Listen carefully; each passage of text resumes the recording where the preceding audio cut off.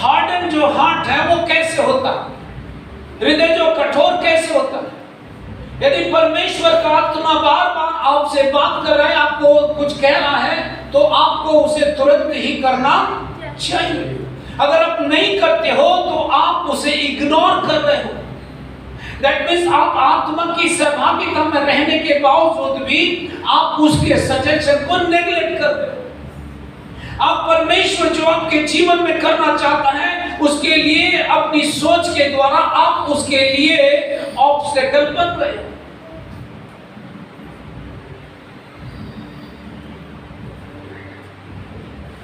क्या हुआ जब योना नबी ने ऐसा किया? योना को परमेश्वर ने कहा, देख नीनवे नगर की जो बातें हैं मेरे तक आई हैं और मुझे पता है कि उनका पाप बढ़ गया है। तू एक काम कर, मैं तुझे एक मैसेज देता हूं, उस मैसेज को ले जाकर नीनवे नगर में प्रचार कर दे। अगर तेरे मैसेज को सुनकर उन्होंने मन फिरा लिया तो वो बचा लिए जाएंगे, पर अगर उन्होंने मन नहीं फिराया तो मैं देख लूंगा कि क्या हो रहा है। राइट? ये योना नबी ने क्या कहा? परमेश्वर दयालु है, उनको बचा लेगा। पर योना नबी गुस्से में क्यों था नीनवे नगर से? उसने क्या किया? उसने परमेश्वर की बात को नजरअंदाज कर दिया और वो तरसीस के जहाज पर चढ़ गया। परमेश्वर ने उसे देखा। राइट? तूफान कब आए उसके जीवन में? सुनो, जिसके कानों सुनो, आज आपके लिए मैसेज है। उसके जीवन में तूफान कब आया? उसके जीवन में तूफान तब आया जब वो परमेश्वर की इच्छा को छोड़कर भाग रहा था। Hello, hello, yes. परमेश्वर ने कहा इस मैसेज को लेकर प्रचार कर दे, तुझे रिवार्ड दूंगा। हालेलुया। लेकिन उसने क्या कहा? वो परमेश्वर की इच्छा को अनदेखा कर कर अपने बिजनेस को करने चला गया।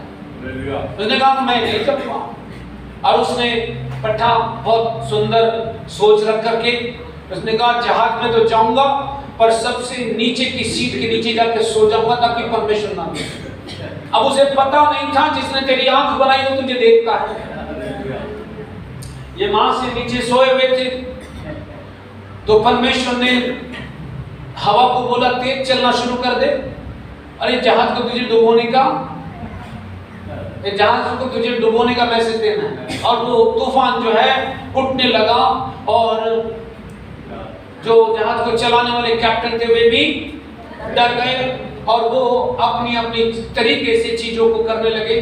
सबसे पहले जब उन्होंने देखा तूफान उठा जाता है, उन्होंने अपने जहाज का पूरा सामान जो है फेंक दिया। उनको लगा कि इससे वेट बढ़ जाएगा तो डूब जाएगा। राइट? जब चला था तब नहीं डूबा, तूफान उसे डुबा देगा। राइट? तो उन्होंने क्या किया? ये भी करके देख लिया। फिर वो अपने अपने तरीके से अपने अपने विश्वास के अनुसार पुकारने लगे। फिर उन्होंने बोला कि इससे भी कोई काम नहीं कर रहा, आओ हम चिट्ठियां डालें, कितने लोग हैं काउंट कर लो। सबके नाम पर उन्होंने चिट्ठी लिखी, पर एक ही चिट्ठी निकली थी किसके नाम पर? योना के नाम। अरे योना, उसको उन्होंने जगाया, तू किधर से आएगा? तू किधर से आया है? तेरा क्या उधम है? हाँ, उसने कहा तुम उधम मत पूछो मेरे से, तुम क्या करो, मुझे उठाकर समुद्र में डाल दो, शांत हो जाएगा। अरे तू बोलता है समुद्र में डाल दो शांत हो जाएगा, तुझको सब कुछ पता है इसका मतलब? बोले हाँ मुझे पता है, क्योंकि जिसके सामने से मैं भागा हूं ना, ये तूफान वही भेजा है। हालेलुया। बोला तेरी कश्ती को डुबाने के लिए नहीं है, मुझे वापस लाने के लिए। हालेलुया। उसको मालूम था कि परमेश्वर उसके पीछे पड़ा है, बेटा छोड़ना नहीं चाहिए, कहीं नहीं चाहिए। लेकिन योना जानता था कि परमेश्वर दयालु है। हालेलुया।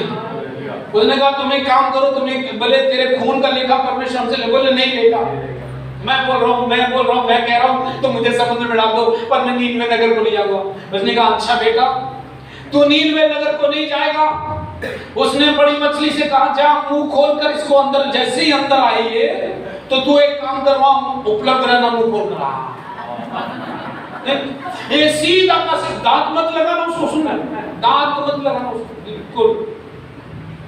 है ना, उसको कुछ भी करना नहीं, तू सीधा क्या कर, सोलो कर ले, उसको निकल जा। और वो जो था, जो था वो मछली के पेट में बैठ गया। अब उसको वहां गर्मी लगी, वो हिल नहीं पा रहा है, वो हाथ भी नहीं हिला पा रहा है, शायद ऐसे ही सीधा पड़ा हो, उल्टा सीधा, राइट। पेट में तो कैसे भी पड़ा जाता है, खाना डालो तो उल्टा भी सब कैसे भी जाता है, आप थोड़ी देखते हो, पर परमेश्वर से देख रहा था। तब उसने अंदर से आवाज दी, हे परमेश्वर, मैंने गलती की है, अब एक काम कर, मुझे यहाँ से बाहर निकाल और मैं जाऊंगा। हालेलुया। उसने कहा अगर तू पहले ही मान जाता तो यहाँ नहीं आता था। हालेलुया। तुझ पर समस्या इसलिए आई बेटा, मैं तुझे भेजना चाहता था नीनवे नगर को, लेकिन तू तेरे गलत चुनाव के कारण तू आत्मा से भागने चला। अगर परमेश्वर ने आपको चुन लिया है तो भागते रहिए दोस्त, वो छोड़ेगा नहीं, पर आप तकलीफ उठा सकते हैं क्योंकि आप परमेश्वर की योजना का विरोध कर रहे हैं। नहीं, क्या हुआ फिर उसके बाद? मछली से कहा, जा तू, तेरे कहीं नहीं उगलना है, जहां से आप वहां नहीं उगलना है, तुझको नीनवे नगर की शहर पर ले जा इसको। देखो परमेश्वर दयालु है, उसको बचा ही नहीं रहा है, उसको बोल रहा है कि तुझे बिना पैसे ट्रेवल भी करा था। हालेलुया। 3 रात 3 दिन ये माशे मछली के पेट में रहे, और बाद में उसने कहा, लो गिफ्ट मुझे दिया था, मैं पोस्टमैन बन गई, अब मैं इसे वापस ले चलूं। और जब बाहर निकला तो पूरा पीला पड़ा हुआ था, लेकिन थोड़ी देर में परमेश्वर की हवा चली और उसे उसने जा प्रचार कर नीनवे नगर, तेरा प्रचार नहीं, जो मैंने कहा वो। हालेलुया। अब योना जो थे चले गए, अब योना जो थे, जो कुछ परमेश्वर कह रहा उसके अनुसार करेंगे कि नहीं करेगा मैं भी देखूंगा, क्योंकि परमेश्वर अपनी बात को बदलने में माहिर है। उसने कहा आज से 3 दिन के अंदर परमेश्वर जो है नीनवे नगर को पलट देगा। जैसे ये लोगों ने मैसेज सुना, वो अपने कपड़े उतार कर टाट ओढ़ करके रात में बैठकर पश्चाताप करने लगे। हालेलुया। परमेश्वर चाहता नीनवे नगर के लोग बचा लिए गए क्योंकि उन्होंने पश्चाताप किया। अब ये वहां से गांव के बाहर बैठ गए, पेड़ लगाया, परमेश्वर ने अच्छी छांव कर दी, और ये मस्त बोला अब तो मेरे को ये अच्छी जगह लग रही है। दूसरे दिन परमेश्वर ने क्या, कीड़े को भेजा, काट दे इसकी जड़, काट दिया। तीसरे दिन वो पेड़ भी सूख गया, उस पर गुस्सा आ गया, तू क्यों सूख गया? परमेश्वर ने उससे पूछा, योना तू इस पेड़ पर क्यों गुस्सा है? तूने थोड़ी लगाया था, तूने लगाया नहीं, तूने इसके लिए कर्म नहीं किया, तू इस पर गुस्सा हुआ। मेरे 3 लाख लोग इस शहर में हैं, और उस मैसेज के द्वारा मैं क्या उनको ना बचाऊं? मेरे 3 लाख लोगों को बचाने के लिए मैं तुझे मैसेज भेज दिया। हालेलुया।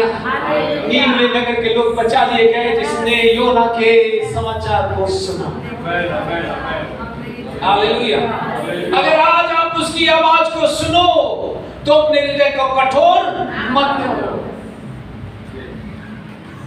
हालेलुया। क्या आपको समझ आ रहा है?